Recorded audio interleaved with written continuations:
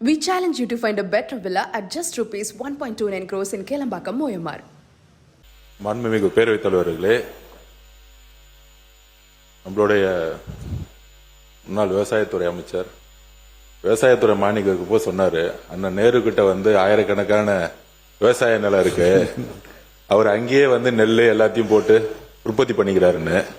ஆனா ஒரு பரம ஏழையா இருக்கக்கூடிய மாதிரி அண்ணன் ரேஷன் கடையில தான் அரிசி சாப்பிடுறாருன்னு ஒரு தகவல் இன்னைக்குதான் அது தெரியுது.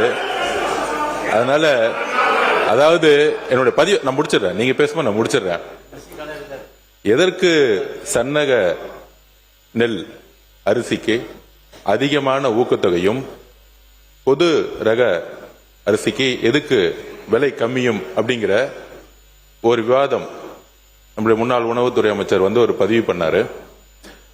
மாண்புமிகு முதலமைச்சர் மூத்த அமைச்சர்களை ஒரு 8 அமைச்சர்களை கூப்பிட்டு விவசாய சங்கங்களை சந்திக்க சொன்னாரு.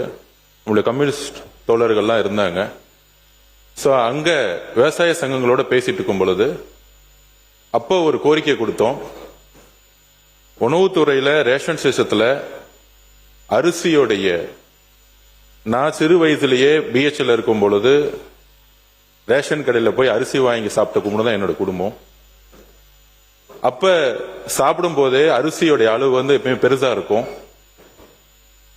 அதோடைய கலர் பாத்தீங்கன்னா நம்மளுடைய எல்லார் வீட்லயும் இப்ப நம்ம சாப்பிடக்கூடிய அரிசி நிறைய பேர் சில சட்டமன்ற உறுப்பினர்கள் ரேஷன் அரிசி சாப்பிடறான்னு சொல்றாங்க. நம்ம அது தனிப்பட்ட இது போல பெரும்பாலும் இங்க இருக்கக்கூடிய சட்டமன்ற உறுப்பினர்கள் தன்னுடைய மனசாட்சிப்படி தெரியும் யாரும் ரேஷன் கடையில இருந்து அரிசி வாங்கி சாப்பிடுறது இல்ல. பெரும்பாலும் நான் இதுதான் உண்மையதான், நாங்கள் உண்மையை பதிவு பண்றோம்.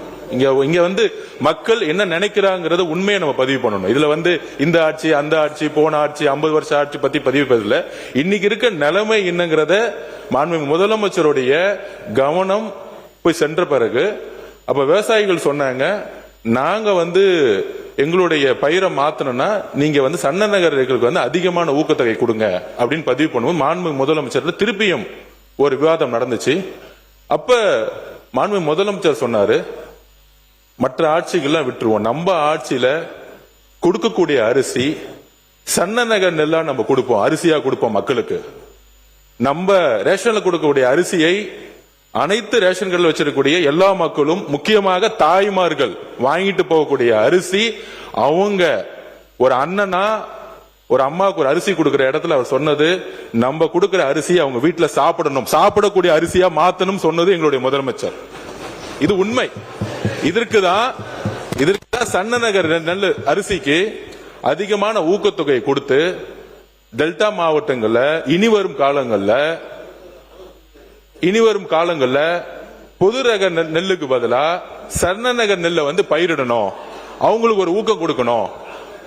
அவங்க பயிரிட்டாதான் அதை நம்ம கரெக்டா ப்ரொக்யூர் பண்ணி மக்களுக்கு ரேஷன் கடையில் கொடுக்க முடியும். ஏன்னா அவங்க அதிகமான உற்பத்தி பொது ரகம் பண்ணிட்டாங்கன்னா ரேஷனுக்கு நம்ம சரியான நெல்லை அரிசி கொடுக்க முடியலங்கிறதுக்காக தான் சன்ன நெல்லை உற்பத்தி அதிகப்படுத்துறதுக்கு இதை பதிவு பண்றோம். உண்மையாக சொல்லுகிறோம், தாய்மார்களுடைய வழியிலிருந்து சொல்றோம். இன்றைக்கு அதை மாற்றக்கூடிய ஒரு அரசாக 90% இன்றைக்கு அந்த அரிசியை வாங்கி யாரும் சாப்பிடுறதில்ல, இட்லி மாவு யூஸ் பண்றாங்க.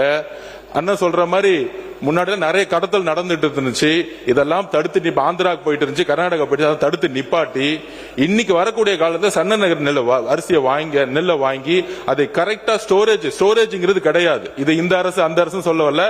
அதிகமான உற்பத்தி வரும் பொழுது தார்பாயை மூடி அப்படிதான் நம்ம ஸ்டோரேஜ் பண்ணி வச்சிருக்கோம். 30-40% தார்பாய் தான் மூடி வச்சிருக்கோம். அப்ப ஸ்டோரேஜ் உருவாக்கக்கூடிய இடத்துல நம்மளுடைய உணவுத்துறை அமைச்சரும் சரி விவசாயத்துறை அமைச்சரும் சேர்ந்து தனி திட்டங்களை கொண்டு வந்துட்டு இருக்காரு.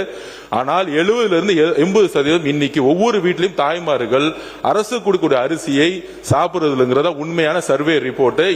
இந்த உண்மையை மாத்துறதுக்காக தான் இந்த சன்ன நகர் நெல்லுக்கான அதிகமான ஊக்கத்தொகையை முதலமைச்சர் அவர்கள் அனௌன்ஸ் பண்ணியிருக்கார். We challenge you to find a better villa at just rupees 1.29 crores in Kelambakam, Moyamar.